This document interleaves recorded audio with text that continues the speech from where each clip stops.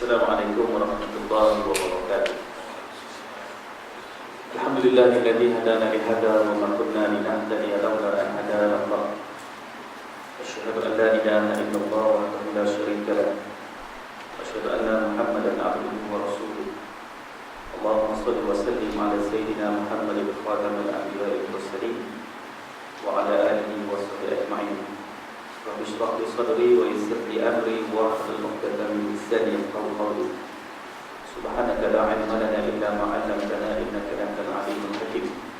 Wa la hawla wa la quwwata illa billahil 'aliyyil 'azim. Allahumma yassir wa tu'assir ya karim. Alhamdulillah muslimin muslimat rahimakumullah. Mari sama-sama kita bersyukur kehadirat Allah Subhanahu wa taala di atas limpah kurnia Allah. Kita dapat menunaikan solat fardu maghrib secara berjamaah. Mudah-mudahan Allah Subhanahu wa taala merahmati program pengajian kita pada malam ini insya-Allah. Mohon ampun dan maaf bahwa tadi tak datang. Ada pengunduran yang tak dapat dielakkan. Insya-Allah pada hari ini kita sambung muka surat 43. Perkara yang 32.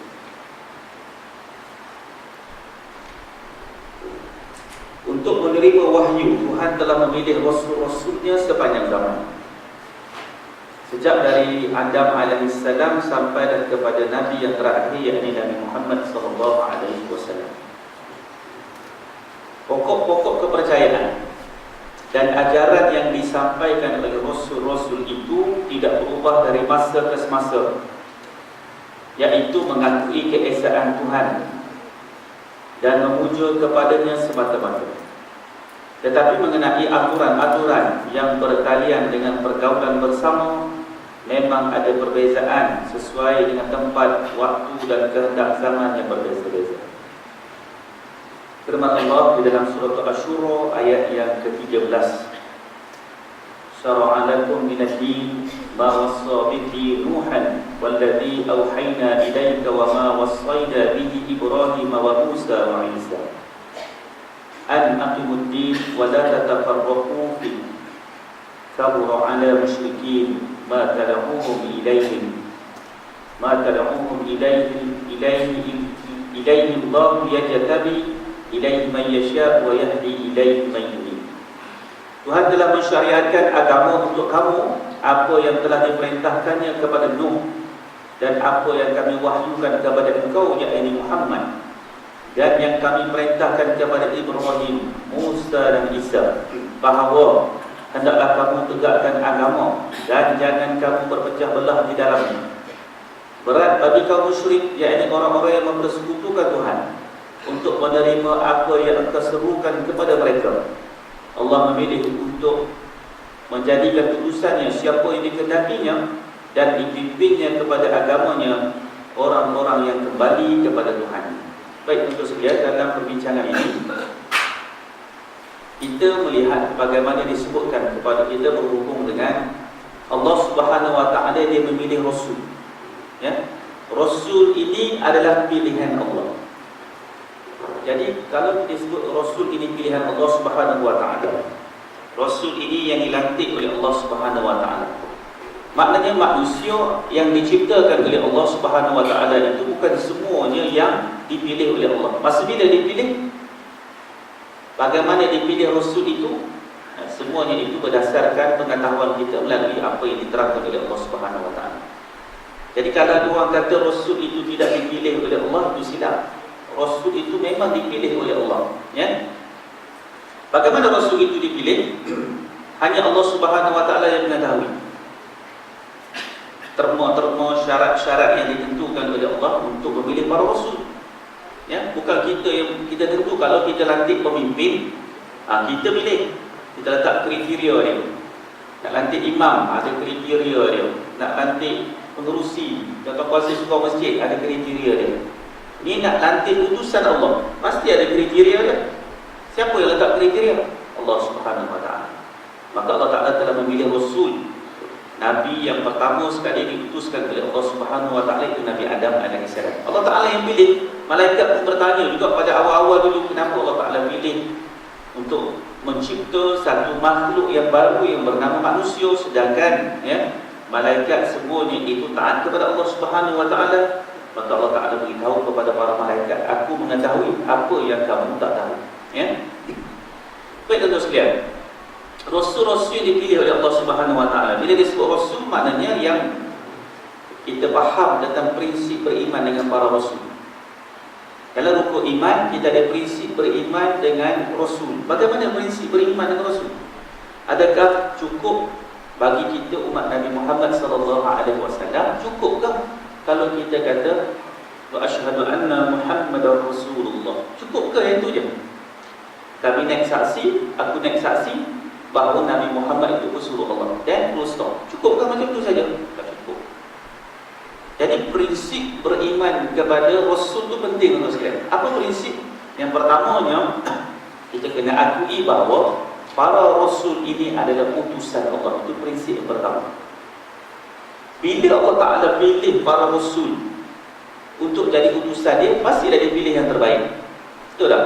Sebab dia nak pilih orang yang dia pilih, pasti dia pilih yang terbaik sekali. Kita nak pilih menantu pun tanya macam-macam. Mayang tak? Puasa tak? Macam mana kerja dia? Boleh bagi makan anak kita tak? Macam-macam kita tanya kan? Itu pilih menantu. Ini kan Allah Ta'ala nak pilih seorang Rasul yang nak pimpin manusia kepada kaum dia. Kaum yang dia nak pimpin, masyarakat yang dia nak pimpin. Maka Allah Ta'ala lebih mengetahui. Sebab itu Rasul-Rasul yang diutuskan oleh Allah Ta'ala itu, Allah Ta'ala dah buat selection, dah tapis dah. Dia tahu. Sebab kaum tak sama. Kaum Nabi Nuh, ujiannya tak sama. Kaum Nabi Musa, ujiannya tak sama. Kaum Nabi Muhammad SAW, ujiannya tidak sama. Maka bila disebut prinsip beriman dengan Rasul, yang pertama tadi bukan sekadar kita mengucap saja, tetapi kita kena akui bahawa Rasul ini utusan Allah. Itu yang pertama. Yang kedua, bila prinsip beriman dengan Rasul, apa lagi tuan-tuan? Iaitu kita kena akui bahawa Rasul-Rasul ini dibimbing dengan wahyu Allah Subhanahu wa taala. Maknanya Rasul ini bukan pandai-pandai mencipta sesuatu yang disebut sebagai kalam Allah, kata-kata Allah, firman Allah. Dia datang dengan wahyu Allah. Maknanya dia membawa risalah daripada Allah Subhanahu wa taala. Bukan dia karang, bukan dia karang Injil, bukan dia karang Taurat, bukan dia karang Zabur, bukan dia yang mengarang Al-Quran. Maknanya dia datang bawa kalam Allah, membawa firman Allah, membawa panduan daripada Allah Subhanahu wa taala. Bila disebut Rasul itu datang bawa wahyu Allah, maknanya Rasul ini tak cakap ikut nafsu dia. Dia tak cakap ikut suka dia. Dia bercakap dengan panduan dan bimbingan daripada Allah Subhanahu wa taala. Yang mana? Yang melibatkan kita dengan hubungan kita dengan Allah, yang melibatkan bagaimana melaksanakan syariat Allah. Tapi kata-kata biasa, sembang-sembang Nabi dengan anak isteri itu biasalah, seperti manusia biasa juga.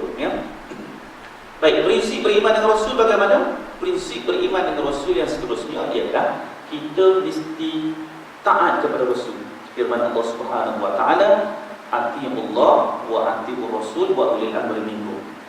Taat kepada Rasul ni sebab apa kena taat? Sebab dia tak cakap dengan wahyu, dengan kata-kata dia, bukan nafsu dia. Dia bercakap kata-kata Allah. Allah Ta'ala yang perintah dia, maka dia bercakap dengan bimbingan daripada Allah Subhanahu wa taala. Bila dia bercakap bimbingan Allah, maka kita kena wajib taat. Wajib ada kita taat. Contoh cuba tengok di awal-awal Islam, ketika Nabi berdakwah kepada penduduk Mekah untuk masuk Islam, belum ada lagi kefarduan beribadat. Lalu sahabat-sahabat bertanya kepada Nabi SAW, bagaimana nak menunjukkan bukti iman kepada Allah? Bukan sekadar mengaku bahawa tidak ada Tuhan yang disembah dan tidak menyembah selain daripada Allah. Bukan itu. Sahabat bertanya macam mana? Sebab dia hati tengok masyarakat lain yang ada kaedah ataupun cara untuk membuktikan keimanan kepada kepercayaan mereka, walaupun kepercayaan itu salah. Contohnya mereka tawaf dalam keadaan tidak memakai sebulan benang. Mereka melakukan tawaf dalam keadaan adanya patung-patung berhala. Mereka buat ibadat dia, tapi ibadat itu ditolak oleh Allah Subhanahu wa taala. Itu bukan ibadat. Tapi bagaimana Islam nak tunjuk ibadat? Masa tu tuan-tuan belum ada kefarduan sembahyang lagi. Bila datang kefarduan sembahyang, setelah Nabi balik daripada peristiwa Isra wal Mi'raj, sahabat-sahabat tertanya-tanya, rindu, bagaimana kami nak buktikan kami ini beriman kepada Allah. Itu saya dah bincang dulu, prinsip beriman kepada Allah. Ya? Maka Nabi SAW ajar kepada para sahabat cara nak membuktikan keimanan, iaitu dalam bab solat, umpamanya sallu kama ra'aitumuni usalli, sembahyanglah kamu macam mana kamu tengok aku sembahyang. Maka takkanlah kita Nabi sembahyang 5 waktunya, ya, bilangan rakaatnya. Tak boleh kita tiba-tiba nak ubah-ubah pandai-pandai, kita rasa tak patut sembahyang subuh 2 rakaat, panjang masa. Apalah salah buat 6? Sebab Tuhan yang sama. Tak boleh modify, tak boleh diajah macam tu, tak boleh. Dan kita nak guna kepala kita, apa salahnya? Sebab Allah Ta'ala juga, cuma kita buat 6 rakaat. Cuma tu tak boleh. Sebab kita mesti taat kepada Rasul. Hati Allah, taat kepada Allah. Hati Rasul, taat kepada Rasul. Wa ulil amri minkum, pemimpin dia tak mutlak. Hati Allah wa hati Rasul, itu mutlak. Tapi pemimpin tak mutlak. Sebab apa? Pemimpin ini kalau dia ajar kepada taat kepada Allah, kita taat. Kalau dia ajar untuk tidak taat, kita tak ikut. Tapi Rasul pasti dia ajar untuk taat dia. Mana-mana Rasul yang diutuskan oleh Allah Ta'ala, semuanya ajar taat kepada Rasul. Tak ada mana-mana Rasul pun suruh orang sembah dia, tak ada. Mana ada Rasul Nabi Isa tu suruh sembah dia, tak ada. Tidak ada. Semua yang suruh hanyalah menyembah kepada Allah Subhanahu Wa Ta'ala. Baik, tuan-tuan sekalian, yang membezakan di antara para Rasul ni apa, tuan-tuan sekalian? Iaitu ialah dia panggil syariat. Ya, syariat para Rasul ni tak sama. Sebab apa? Disebut oleh Yusuf Qaradawi di sini. Bezanya kerana dia melibatkan tentang tempat, waktu, zaman. Jadi bila datang Nabi Musa, syariat dia tak sama. Kaum dia berbeza, zaman dia berbeza, ya, kehendak zaman berbeza. Maka syariat dia tak sama. Umur mereka berpanjang. Itu umur Nabi Muhammad SAW Nabi sebut di antara 60 ke 70 tahun. Itu Nabi sebut dalam hadis dia, 60 ke 70 umur umat Nabi Muhammad SAW. Siapa yang dah lebih 70 tahun, bonus. Kalau bonus tak ingat lagi, tu cari naas nama dia, ya? Dah umur 70 lebih dah, tapi masih lagi melakukan maksiat, masih lagi tidak mau taat kepada Allah, itu cari penyakit nama dia, ya? Ada umur bonus tapi tak taat kepada Allah Subhanahu Wa Ta'ala. Betul sekali. Maka Rasul-Rasul yang diutuskan oleh Allah Ta'ala itu tak sama lah syariat dia. Tentu ingat lagi kisah Nabi Musa AS, bagaimana mereka nak bertaubat. Bani Israel, bagaimana mereka nak bertaubat pada Allah? Bunuh, kan? Mereka disuruh membunuh sesama sendiri, kan? Suami bunuh isteri, isteri bunuh suami, anak bunuh bapa, bapa bunuh anak. Bagaimana? Digelapkan suasana, lalu mereka dalam keadaan kegelapan. Itu cara taubat, bunuh. Bunuh sama-sama bunuh. Itu cara mereka kena taubat. Kita tak ada. Syariat Nabi Muhammad SAW, taubat dia bagaimana? Taubat dia taubatlah, mohon ampun kepada Allah Subhanahu Wa Ta'ala, munajat kepada Allah Subhanahu Wa Ta'ala. Adalah syarat-syarat taubat dia yang banyak dibincangkan oleh para ahli ulama. Bagaimana nak taubat? Taubat yang pertama sekali, mestilah meninggalkan maksiat. Itu taubat yang pertama. Bila kita ada dosa dengan Allah, maksiat kena tinggalkan. Bagaimana cara taubat? Tinggalkan maksiat tu. Jangan buat dah. Tinggal maksiat, macam mana nak tinggal maksiat? Tinggal maksiat, jangan kawan dengan geng-geng maksiat. Jangan kawan ahli-ahli maksiat. Jangan kawan dengan kumpulan-kumpulan yang tolak hukum-hukum Allah Ta'ala. Jangan kawan, sebab apa? Tinggal maksiat. Macam mana tinggal maksiat? Contoh tuan-tuan, ada orang, dia minum arak. Minum arak ni dia akan kawan dengan kaki-kaki minum arak, kan? Dia akan pergi kelab malam, dia akan pergi tempat-tempat yang ada hidangan-hidangan arak. Maka bila dia nak bertaubat kepada Allah, dia kena tinggal geng-geng ni. Tak boleh pergilah, tak ada kawan. Dia kena cari geng baru. Geng mana? Geng surau. Cari ni kawan-kawan yang soleh ni. Tuan-tuan ni orang soleh lah ni. Mari surau masjid, orang soleh lah. Cari bagaimana nak jadi soleh. Jadi dia kena campur dengan geng-geng yang soleh. Di surau, di masjid, datang sembahyang berjemaah. Dia kena tinggal geng maksiat. Maka meninggalkan maksiat itu bukan sekadar meninggalkan dosa itu, meninggalkan kumpulan-kumpulan maksiat dia. Baik. Bagaimana lagi nak taubat? Setelah dia meninggalkan maksiat, apa dia kena buat? Dia mesti menyesal di atas perbuatan dia. Mesti menyesal. Dosa yang dia buat tu dia menyesal. Menyesal di sini maksudnya apa tuan-tuan? Menyesal maknanya yang pertama, saya dah sebut dulu, dia tak boleh cerita dosa dia ke orang. Jangan tuan-tuan nanti bila buat alumni, jumpa kat Facebook, kita buat gathering. Kan ada gathering sekarang kan? Tahun 80-an dulu. Sekarang dah umur 60. Dulu sekolah dulu kerja dulu universiti dulu. Maka buat gathering, buat kumpulan, jumpa dalam WhatsApp group, masing-masing jumpa. Duduk semeja, cerita maksiat yang buat masa muda dulu. Cerita kan, biasa kan? Duduk, kau ingat kan zaman muda dulu, kita Jumaat pun tak pergi sembahyang. Cerita. Duduk kumpulan ramai-ramai tu cerita. Kita dia teruk dulu kan, Jumaat tak pergi sembahyang, curi di baju apa ni, motor, cikgu apa semua. Dan cerita itu menggambarkan orang itu tidak menyesal di atas perbuatan dia. Kalau perbuatan itu perbuatan maksiat, kata Imam Ghazali, orang yang menceritakan dosa yang dia buat dulu kepada orang lain, tanda dia tidak menyesal atas perbuatan dia. Ini macam biasa buat dia. Cerita zaman-zaman jahiliah tu, bangga cerita. Banyak jadi macam tu sampai kita sedar kan. Kita duduk sembang, kita dulu kan, muda-muda ni, apa kita tak minum? Semua kita minum. Tak boleh cerita dah, benda tu dosa, aib. Jangan cerita. Jangan cerita benda buruk, jangan cerita benda dosa, simpan dah. Jangan dibuka lagi, tutuplah kitab tu. Jangan buka, itu dia panggil orang bertaubat. Ya? Jangan bangga. Ataupun raya-raya bagi cucu-cucu kumpul, kita atuk dulu, atuk ada 3 kaki. Cucu pun pening. Macam mana atuk ada 3 kaki? Atuk dulu kaki perempuan, kaki minum, kaki judi. Atuk ada 3 kaki. Cerita konon nak buat gurau anak-anak cucu. Kan? Itu semua dosa besar tu. Kaki judi, kaki betina, kaki minum. Konon nak buat lawak lah. Tahu tak atuk dulu 3 kaki? Jangan. Benda-benda gurau, benda maksiat ni jangan buat gurauan itu sekian. Itu dipanggil antara orang tidak menyesal di atas dosa yang dia buat.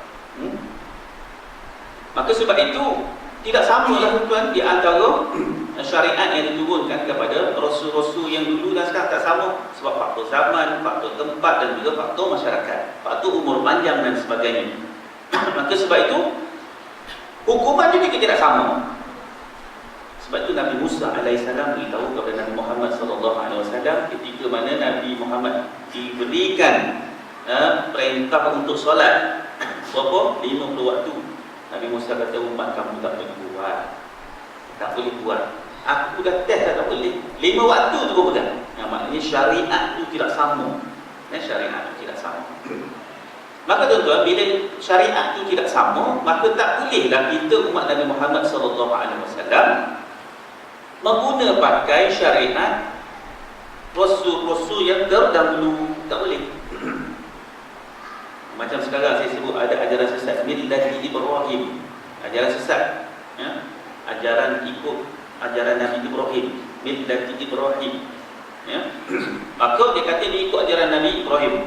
Tak bolehlah. Ini zaman Nabi Muhammad. Kena ikut ajaran Nabi Muhammad. Tak boleh ikut Nabi Ibrahim. Sebab zaman kita zaman Nabi Muhammad. Syariat ni syariat Nabi Muhammad, yang mana bila diberitahukan kepada Nabi SAW dari firman Allah, al-yawma akmaltu lakum dinakum wa atmamtu alaikum ni'mati wa raditu lakumul Islam madinah, dalam surah Al-Maidah kan.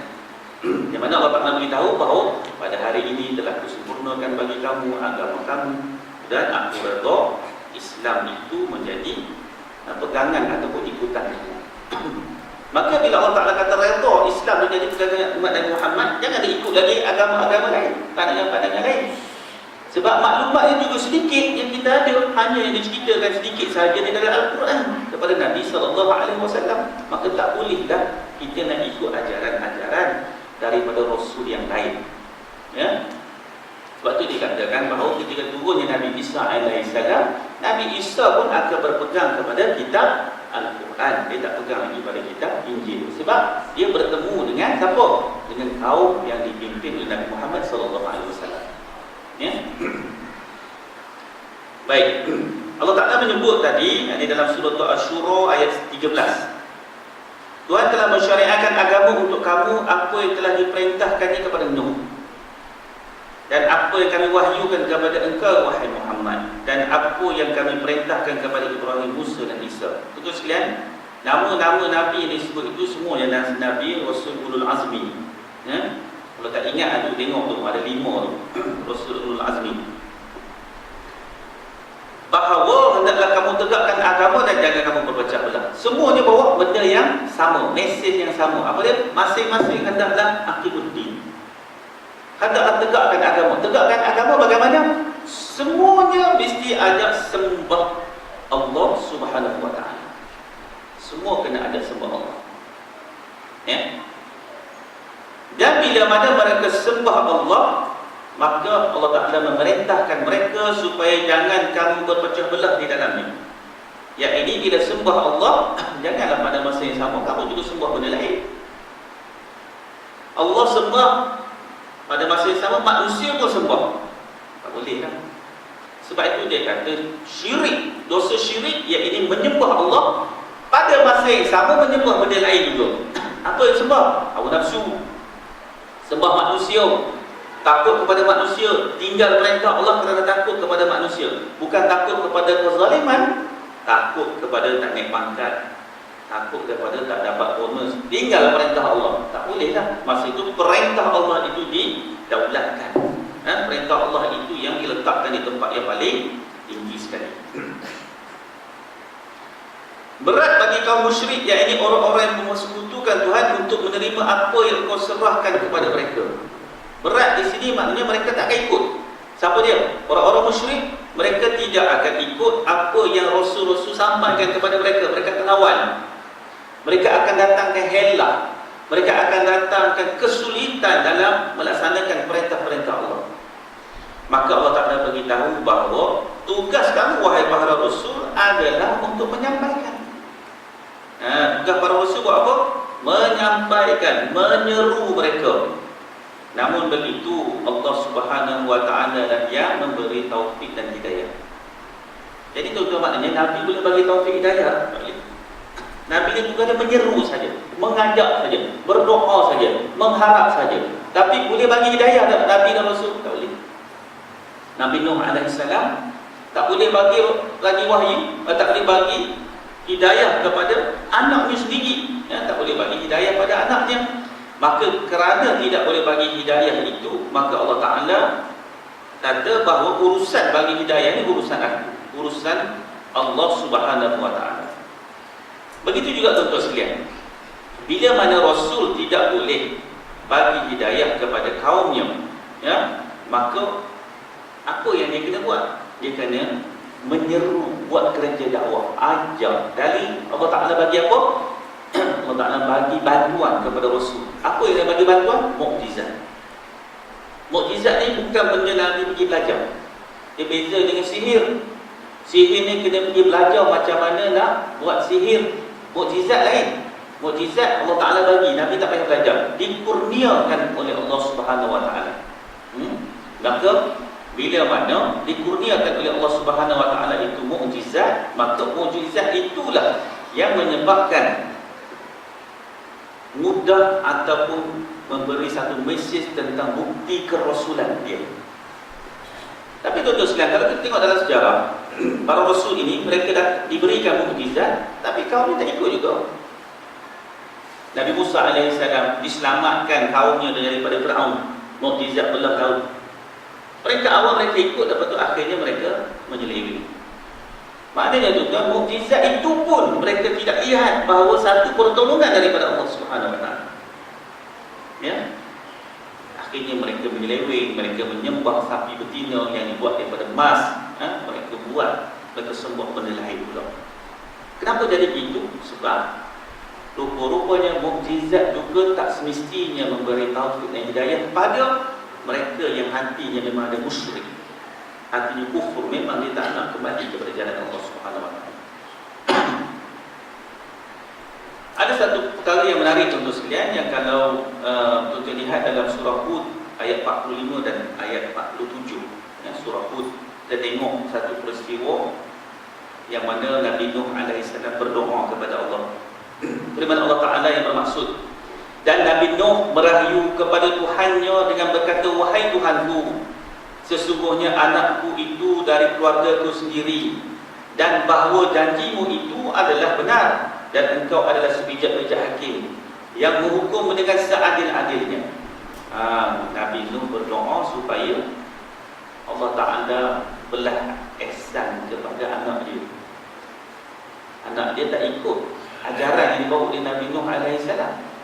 Maka kata Nabi Nuh, wahai Tuhanku, sesungguhnya anakku itu dari keluarga aku, keturunan aku, dari darah daging aku.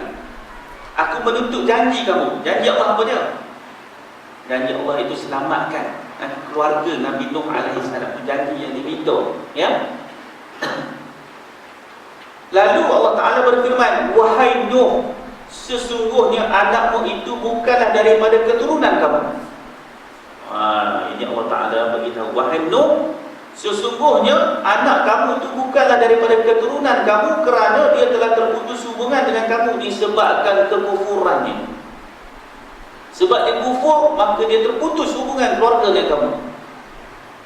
Sesungguhnya bawaannya bukanlah amal yang soleh, maka janganlah engkau memohon kepadaku sesuatu yang engkau tidak ketahui, yang engkau tidak memiliki pengetahuan tentangnya.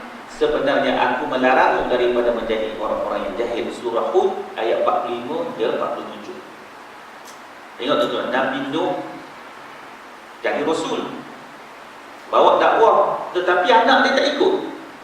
Anak dia tidak mahu ikut. Bila anaknya akan dibinasakan bersama dengan kaumnya, Nabi Nuh ni seorang bapa, seorang ayah. Anak yang dibela daripada kecil, maka dia minta pada Allah, wahai Allah, bukankah kau janji bahawa kau akan menyelamatkan keluarga tu? Maka dia faham keluarga yang dimaksud, termasuk anak dia dan sebagainya. Lalu Allah Ta'ala menempelak Nabi Nuh, wahai Nuh, anak kamu itu dah tak jadi keturunan kamu lagi bila dia jadi kufur. Kufur di sini maksudnya dia lawan Allah. Dia telah terpisah daripada keluarga kamu, putus hubungan dengan keluarga kamu.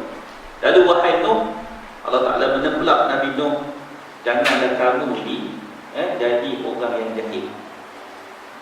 Ini tengok, dengan Nabi Nuh Allah Ta'ala tegur. Sebab apa? Sebab dia bercakap sesuatu yang dia tidak mempunyai pengetahuan. Kalau kita tengok tuan-tuan, ayat ini cerita tentang doa Nabi Nuh, ya. Itu pun ditegur oleh Allah. Kamu tak tahu, pengetahuan kamu itu sedikit. Jangan sesekali kamu kata bahawa Allah Ta'ala itu mungkir janji.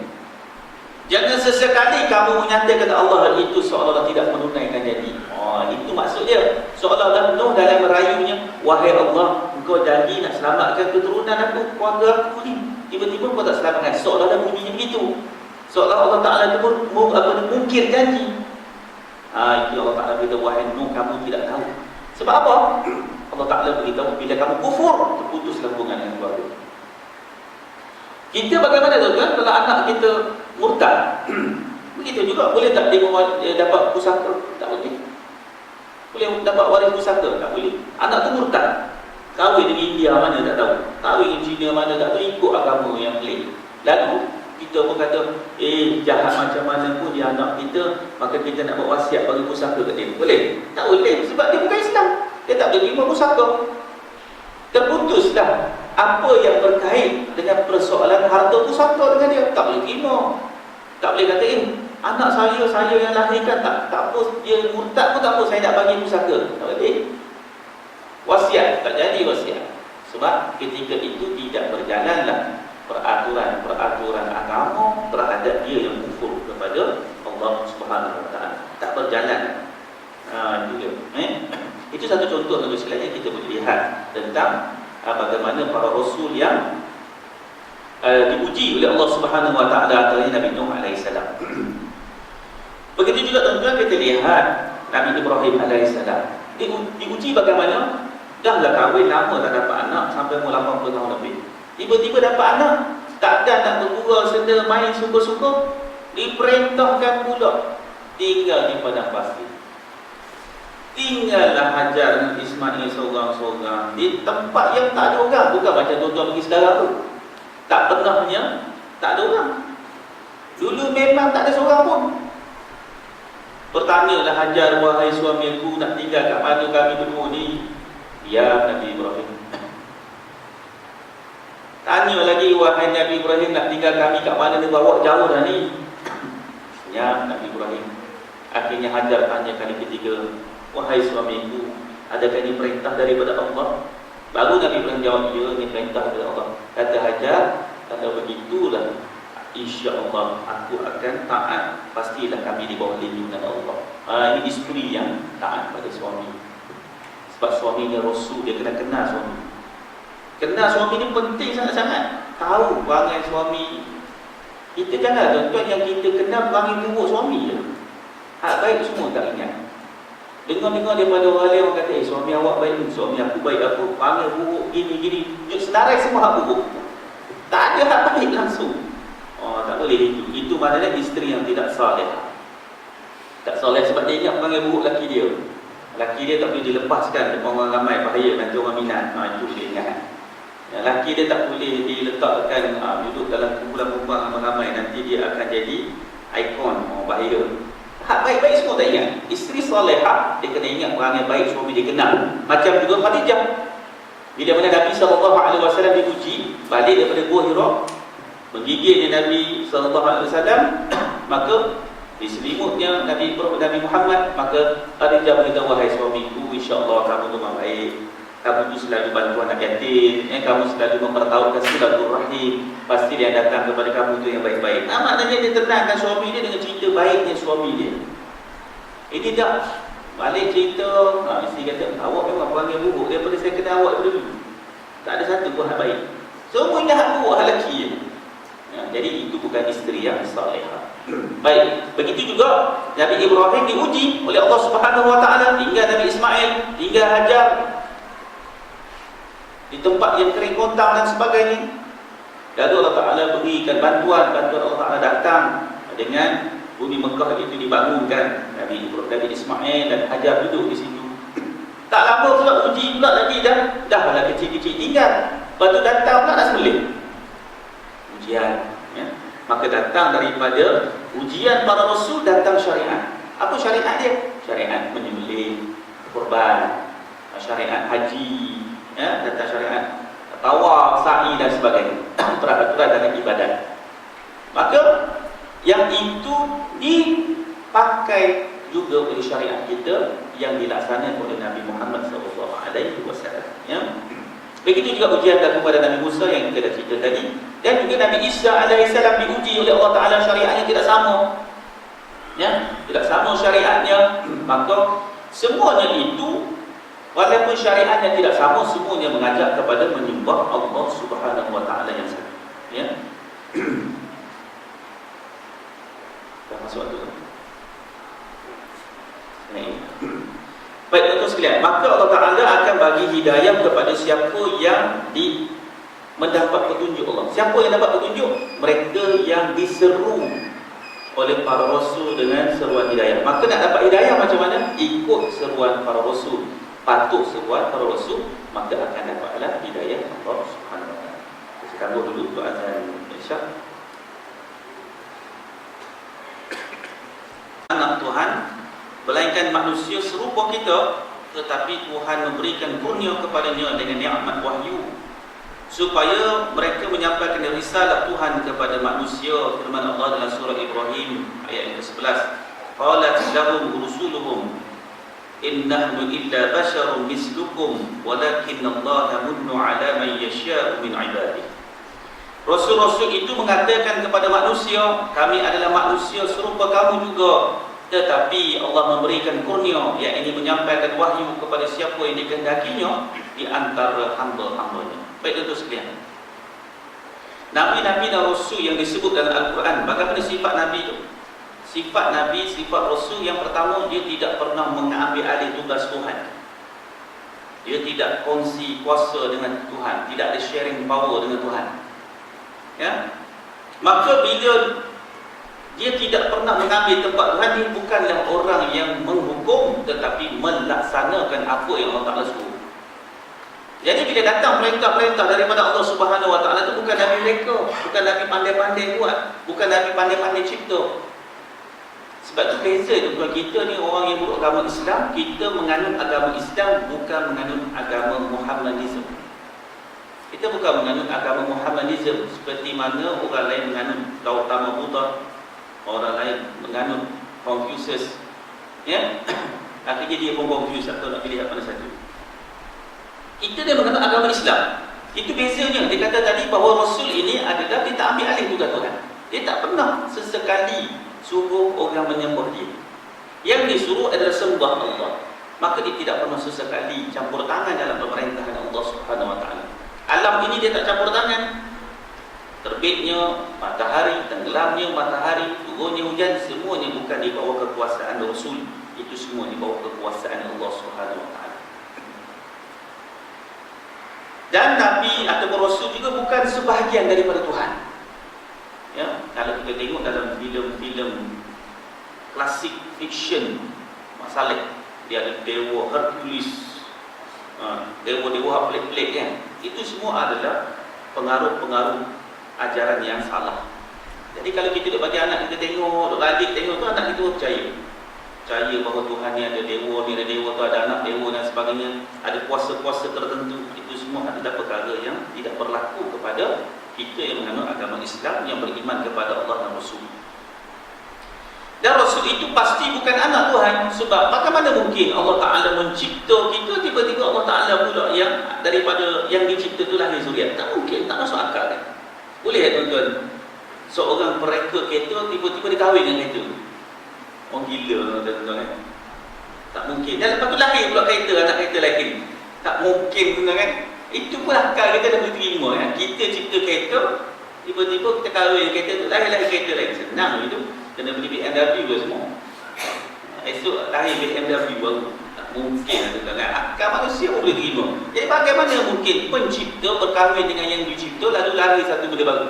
Tak masuk akal manusia. Benda itu pun akal kita boleh tahu dah. Maka tak mungkin adanya anak Tuhan. Ya, ataupun lahirnya di kalangan Rasul itu, mereka itu anak Tuhan yang diklaim oleh mereka yang kononnya beragama Nasrani. Itu tidak pasti, tidak akan berlaku. Baik. Kemudian sifat Rasul bagaimana? Sifat Rasul adalah manusia. Rasul ni manusia. Kenapa manusia? Bani Israel tanya juga, kenapa tak turun kepada kita ni Rasul yang bukan di kalangan manusia? Ini apa dia Rasul berjalan nak masak? Apa Rasul tidur? Apa Rasul makan? Macam mana kita nak ikut? Bani Israel dia pelekeh. Sedangkan Allah Ta'ala menemplak mereka. Kalau dikirimkan kepada mereka bukan manusia lagi, mereka tak ikut. Turun malaikat. Malaikat tak makan, tak minum, tak tidur. Malaikat tak tidur, kita sikit-sikit tidur. Ya. Jadi macam mana nak ikut? Payah. Nabi yang tidur sedikit-sedikit pun tak boleh ikut. Kita ni sedikit-sedikit tidur. Lagi lah pening kan. Jadi tuan-tuan sekalian, maknanya Rasul itu manusia supaya manusia boleh ikut. Ya. Kita boleh tengok di dalam surah Al-Furqan. Ya, dalam surah Al-Furqan ayat yang ke-20. Allah Ta'ala berfirman, "Wa ma arsalna qablaka minal mursalin illa innahum la ya'kuluna at-ta'am wa yamshuna fil aswaq." Allah Ta'ala sebut apa? Dan kami tidak mengutuskan rasul-rasul sebelummu wahai Muhammad, melainkan orang-orang tertentu yang pastinya makan, minum dan berjalan di pasar. Maknanya jadi tak pelik. Rasul ni akan makan, Rasul ni akan minum, dan juga macam orang lain jalan di pasar dan sebagainya. Jadi tidak benda pelik. Jangan ingat Rasul ni tiba-tiba dia jalan angin. Tak mungkin. Yang berlaku sesuatu itu hanya mukjizat. Tetapi secara biasanya Rasul itu macam kita juga, makan, minum. Ya. Dalam surah Ar-Ra'd tu tuan-tuan sekalian, ayat yang ke-38, Allah Ta'ala sebut bahawa Rasul itu berkahwin. Ya, Ar-Ra'd 2 ayat 38, "Walaqad arsalna rasulan min qablika wa ja'alna lahum azwajan wa zurriyyah." Apa dia? Dan sesungguhnya kami telah mengutuskan para rasul sebelummu dan kami jadikan untuk mereka isteri-isteri dan zuriat keturunan. Maknanya rasul kahwin, rasul ada isteri. Jadi tak bolehlah orang tiba-tiba dia kata saya nak jadi alim, saya tak kahwin. Rasul pun kahwin, ada zuriat, tiba-tiba awak pula kata nak jadi hebat pada Rasul tak nak kahwin. Bagaimana boleh? Contoh tuan-tuan kan, maka kita tengok orang yang menganut agama Kristian. Macam mana dia nak ikut ajaran Kristian yang nak patuh kepada ajaran Nabi Isa kononnya, sedangkan Nabi Isa tak kahwin. Jadi macam mana nak bagi pendidikan rumah tangga antara hubungan suami isteri? Apa modul pendidikan? Tak ada modul sebab Nabi Isa tak kahwin. Jadi orang Kristian yang kononnya ikut ajaran Kristian, mana modul pendidikan suami dan isteri? Tak ada. Akibat tak ada, maka isteri boleh cerai suami. Dia tak ada panduan. Tak ada undang-undang. Kita orang Islam talak atas suami, fasak atas isteri. Dia kahwin, dia tak ada contoh. Pendidikan anak-anak, dah tak kahwin macam dah ada anak. Macam mana nak beri pendidikan pada anak-anak? Dia nak ikut Nabi Isa kononnya. Nabi Isa tak kahwin, macam mana pendidikan anak-anak? Bila dia ada anak, dia tak boleh tahu modul pendidikan apa nak bagi. Akhirnya dia kata tak boleh pukul anak. Akhirnya anak ni boleh buat hubungan seks ikut suka dia bila dia cukup umur, tak boleh kacau. Itu adalah mengganggu hak asasi dia. Habis, rosak lingkup habis semua tuan. Kita sedangkan ada pendidikan sebab Nabi ajar, suruh anak kamu solat bila umur 7 tahun. 10 tahun pukul dia, bukan watan, pukul. Ya, pukul dia tuan tak semestinya benda-benda yang boleh menyakitkan sangat. Dia menggerunkan saja.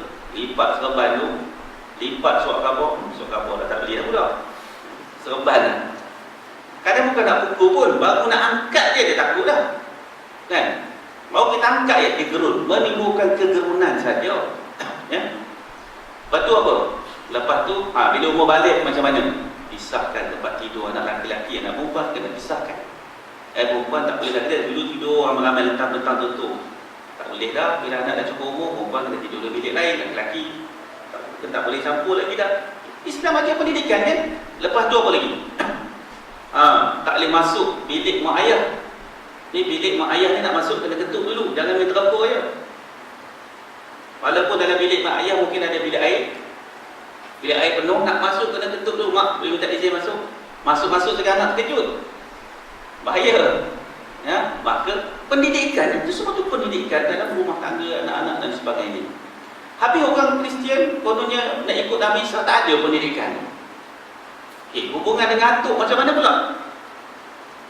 Nabi SAW semayang, Hasan Husin main kerabat atas belakang dia. Nabi diam dalam sujud dah lama biar.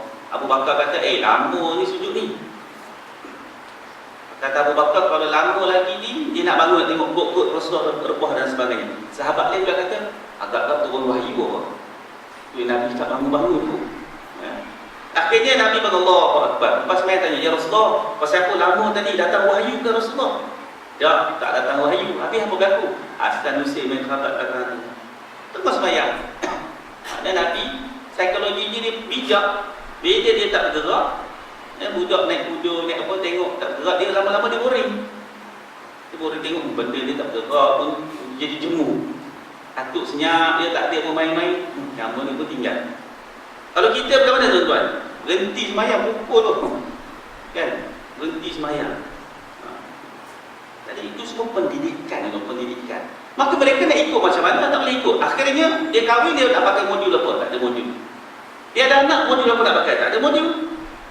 Dia jadi atuk, apa modul nak pakai? Tak ada. Akhirnya habis huru-hara semua. Kita Islam ada panduan-panduan yang ditunjukkan oleh Nabi Muhammad SAW. Baik tuan-tuan, Rasul-Rasul itu bersifat manusia, maka dia juga mengalami apa yang dialami oleh manusia. Apa dia? Iaitulah Rasul-Rasul itu juga sihat, sakit, gagah, lemah, gembira, sedih, hidup dan mati. Maka bila Rasul ini manusia, dia akan mengalami macam kita ya. Sedih, senang, sedih, suka, duka dia akan mengalami. Sebab apa? Sebab dia manusia. Dia manusia macam kita. Bila dia mengalami sihat, maka bagaimana dia nak menunjukkan rasa syukur atas kesihatan dia? Maka dia puji Allah Subhanahu Wa Taala. Maka kita ikut. Nabi ini disuruh kita banyak puji Allah. Ya, banyak puji Allah. Banyak sekali kita dituntut untuk puji Allah Subhanahu Wa Taala. Sehingga kan satu hari Aisyah kata, aku bangun. Ketika aku bangun cari Rasulullah, aku tengok Rasulullah sedang rukuk, Rasulullah sedang sujud, sembahyang, Rasulullah sedang sembahyang. Lalu aku terdengar ketika Rasulullah rukuk dan sujud, bacaan apa Nabi baca? Nabi baca Subhanaka wa bihamdika la ilaha illa anta.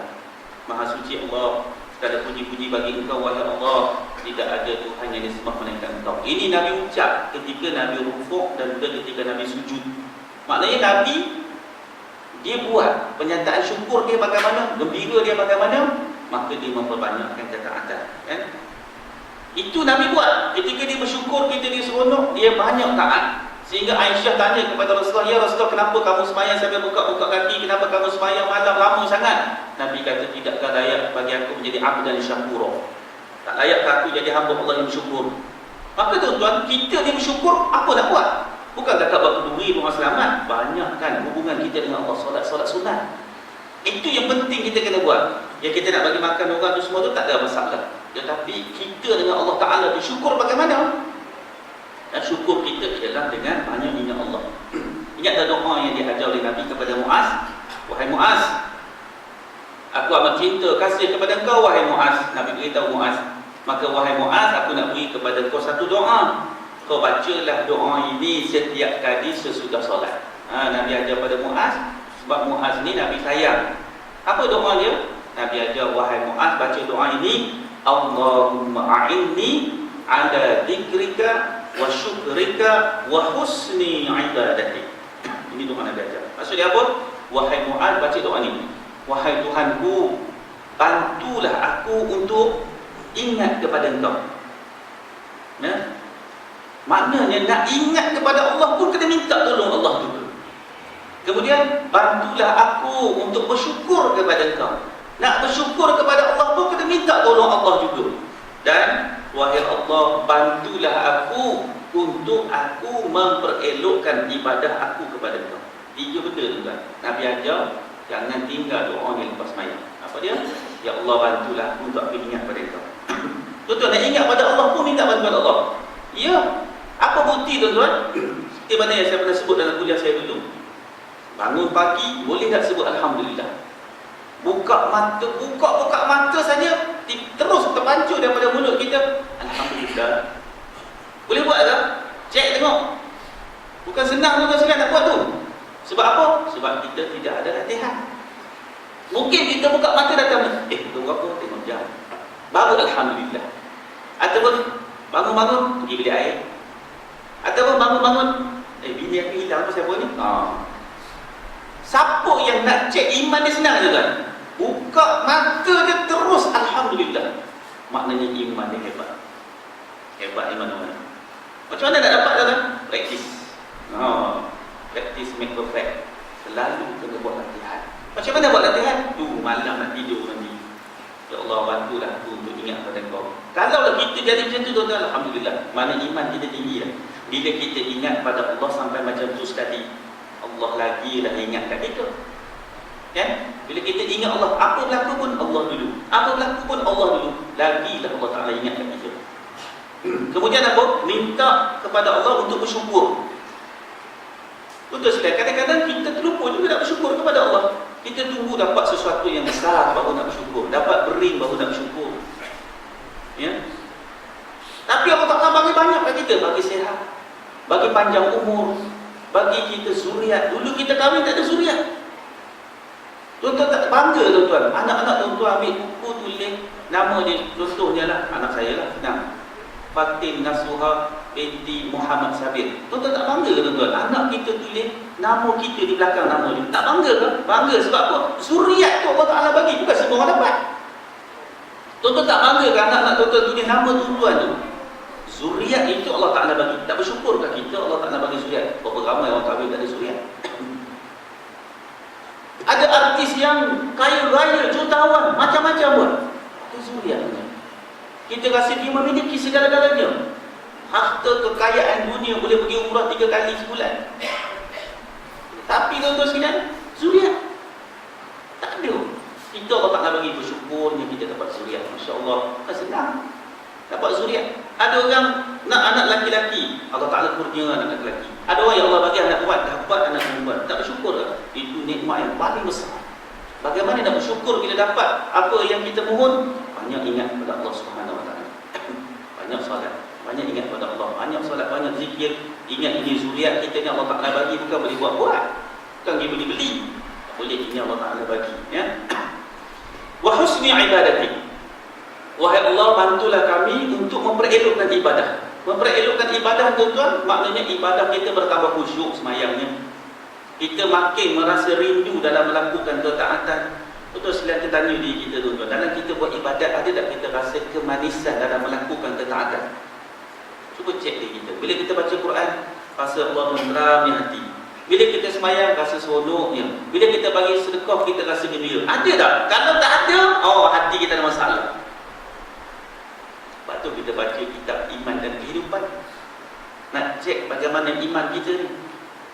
Nak apply tu macam mana nak apply. Dapat tak bila kita buat ibadat rasa seronok? Kalau tak rasa seronok, hati kita tu gelap, hati kita tu hitam. Apakah menghalang kita merasa nikmat dalam beribadat? Antaranya banyak dosa dan tidak bertaubat. Itu antara punca besar, kan? Dosa banyak tapi tak bertaubat. Macam mana dapat kemanisan? Hati itu tergelap, tak dapat ditebusi dengan cahaya, maka tak dapat nikmat. Pergi umrah, balik umrah, pergi umrah serupa, sama. Bulan 1 yang lepas saya tak datang kuliah, tuan-tuan, saya emergency pergi umrah. Di umrah pun ada emergency. Ada satu syarikat nak bawa jemaah pergi umrah, mutawif dia tak dapat pergi. Dari jumpa saya, ustaz, tolonglah ustaz, bantulah ustaz, jemaah ni dah tertunda daripada bulan 12 hari. Saya pun agak sibuk sikit, tak tolonglah ustaz, jemaah ni pula semua tak pernah pergi umrah. Saya pun serba salah, bagi pasport hari lebih kurang hari Ahad, rasa-rasa tak dapat tu visa sebab nak pergi hari Khamis. Cuba yang bagi sekali, tuan-tuan, hari Rabu dapat visa dan sebagainya. Kelangkabutlah saya jadinya. Sebab pergi hari Khamis tu kuliah kat sini. Kelangkabutlah saya bagi Tuan Haji Malik. Saya ingat tak, dia pergi. Tuan-tuan, bila bawa jemaah umrah ni, sampai di Madinah dulu. Hari saya sampai tu, yang King Abdullah meninggal, mangkat. Hari Jumaat, di semayang di Masjid Nabawi. Kita tengok jemaah ni, pagi Jumaat ada apa tu kan? Ada sujud sejadah, imam baca surah sejadah, kan. Tapi jemaah rokok, dia tak sujud. Pakai rokok ramai, kan, bahal pakai rokok semua ni. Dia tak bangkit-bangkit daripada rokok sampai kita beli balik. Ramai jemaah macam tu, lawan negara Malaysia pun sama. Jadi saya pun terfikir, asal pokok dia rokok, maknanya mereka dia tak pergi semayang berjemaah subuh. Ini saya katakan bahawa kumpul duit pergi semayang di hotel Masjidil Haram, hotel Masjidil Haram, hotel Masjidil Haram, Malaysia ramai itu. Balik ke Malaysia, Masjid Haram tak pergi. Itu pasal jadi macam tu, kan? Kalau tidak tak jadi macam tu. Kalau tidak tak jadi macam tu. Pergi ke Mekah serupa juga. Dia rokok, lepas dia kata, ustaz, rupa-rupanya kat semayang di Masjid Nabawi ni 3 rakaat je. Allah, 3 rakaat tak semua. Sedih kita, tuan-tuan, sedih kita tengok. Dia kata 3 rakaat semayang subuh. Nasib baik dia tak kata, rupanya Wahabi memang semayang 3 rakaat. Lagi masalah. Ada syukur terlebih pandai. Yang ikut dengan saya, tuan-tuan, ada grup untuk imam lagi. Saya kata dah, Tok Imam, mari Mekah ni, mari Madinah ni, dia jangan pandai-pandai nanti hilang. Oh, tak ada. Hilang Tok Imam tu, ya. Lepas tu, yang menarik itu, tuan-tuan, pergi umrah, tak umrah sunat, lepas tu pakai ihram, pakai kopiah. Saya di tanah haram ni malah cakap banyak. Saya pun tanya pakcik, dah naik ihram belum? Dah. Habis yang kopiah ada kepala tu kenapa? Ustaz tak boleh kan? La ilaha illallah. Ada yang pakai kasut, pergi Tanaim, balik pakai kasut, tutup kaki ni. Yang sedih tu ada grup perempuan. Oh, itu hak paling saya sedih sekali, ya. 3 orang perempuan pergi apa nama ni, nak cium Hajarul Aswad. Jadi siang jumpa saya, ustaz, kami bersyukur sangatlah pada Allah Ta'ala. Kenapa puan? Kenapa makcik? Hari ini kami dapat cium Hajarul Aswad. Oh, alhamdulillah, seronoklah kita. Bukan senang nak cium Hajarul Aswad. Macam musim Ramadan kita pergi sekarang, penuh ya Allah hadapi, ya, heavy construction. Nak pergi semayang Jumaat, tuan-tuan, 3 jam sebelum masuk waktu. Dulu kita pergi 2 jam, tak ada harapan. Saya pergi 2 jam semayang tepi tangga. Jadi kita seronok, di bawah kita dapat cium Hajarul Aswad. Gembira kita, bukan senang. Mari ikut imam, Ustaz, tak jadi cuan jalan rasuat. Kenapa? Saya dah sampai depan tu, kena sipu orang, balik orang bengkok mata. Tak jadi Ustaz cium. Tak apalah, benda sunat, buat sampai jadi haram, bawa. Kita pun seronok tuan-tuan, 3 orang jemaah saya perempuan tak kata dapat cium jalan rasuat. Petang mesti jumpa adik lelaki dia. Untunglah kakak-kakak dapat cium jalan rasuat. Mana ada cium jalan rasuat? Tadi dia orang bagi tahu saya. Tak ada, saya yang bawa tadi, tawaf tadi. Habis dia cium apa? Cium rukun Yamani. Dia tengok kain tu tersedak sikit, dia cium tu tuan. La ilaha illallah. Padahal semalam dah bawa pergi museum, dah tunjuk ni Hajarul Aswad. Memanglah senang cium, rukun Yamani tak ada siapa nak cium. Cuma saya tak pernah bayang tuan macam mana dia cium. Tajam tu. Buncu kan rukun Yamani pun tajam. Sedih dia tu. Berapa kali tawah dah tu, tak boleh beza lagi mana dia Hajarul Aswad. Itu pasal sebab tawah dia pegang buku. Dia tak cakna ke orang pegang buku. Lama-lama dia tak tahu. Orang kata habis-habis. Dia tak tahu mana dia Hijr Ismail, mana dia makam Ibrahim, mana dia Hajarul Aswad. Kotlah dia tak tahu rukun Yamani tu, tak apa lagi dah. Dia tak tahu rukun Yamani tu. Tapi takkanlah Hajarul Aswad pun tak tahu. Sedih tuan. Jadi maknanya apa tuan-tuan? Maknanya pergi mengaji dalam, tak pergi mengaji, betul nak pergi buat ibadat. Jadi saya jumpa orang Kedah daripada grup lain datang. JKK tak mana JKK pun tak tahu. Dia kata, Ustaz, saya gembira hari ni Ustaz. Kenapa pakcik? Saya dapat tengok 2 mayat. Astagfirullah. Ingatkan dapat tengok Imam Masjidil Haram. Dapat tengok 2 mayat seronok. Katalah jahil murakkab. Ini jenis confirm tak pergi surau masjid mengaji. Dia tak jadi macam ni tuan-tuan. Confirm tuan, tak pergi mengaji confirm. Sedih dia tuan-tuan. Duit kumpul banyak-banyak pergi sana, rupa-rupanya ikut perangai Abu Lahab. Tak tahu apa benda yang dilakukan dalam ibadat. Baik tuan-tuan sekalian, maka Rasul ini dia ada sifat sihat, sakit, gagah, lemah. Tapi Rasul ajar kita, kalau sakit bagaimana nak berdepan dengan Allah, bagaimana mengadu dengan Allah.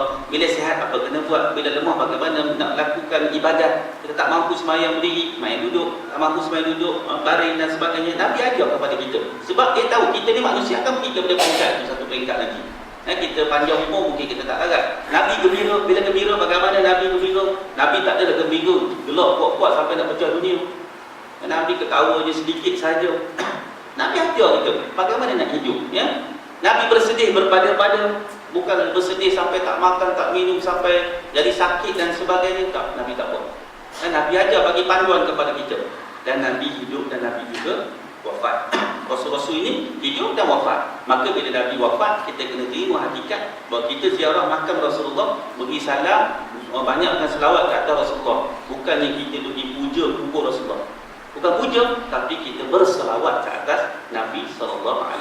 Jadi tuan-tuan, begitulah di antara sifat-sifat Rasul. Dan yang akhirnya tuan-tuan, Rasul itu mestilah lelaki yang disebutkan oleh Allah Ta'ala dalam surah Al-Anbiya ayat yang ke-7. Ya?